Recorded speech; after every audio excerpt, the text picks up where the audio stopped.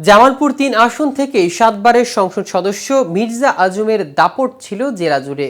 অভিযোগ রয়েছে দীর্ঘ সময় ক্ষমতায় থাকা সেই এমপির স্ত্রীর নামে প্রায় ৬ একর জমির ওপর গড়ে তোলা হয়েছে আলেয়া গার্ডেন।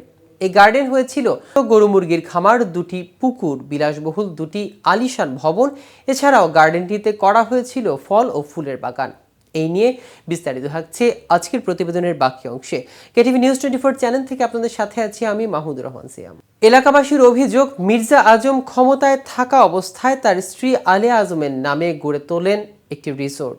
তার বন্ধু আওয়ামী লীগের নেতা সোহরাব হোসেন বাবর এর মাধ্যমে এই গার্ডেনের জমি জোরপূর্বক দখল করেছেন। জমির মালিকদের বেশিরভাগকে কোনো টাকা পয়সা দেয়া হয়নি।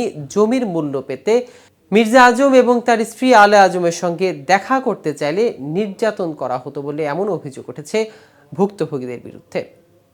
তো দর্শক, আজ এ পর্যন্ত। নিত্য নতুন সকল আপডেট পেতে কেটিভি নিউজ 24 এর সাথেই থাকুন। ধন্যবাদ সবাইকে।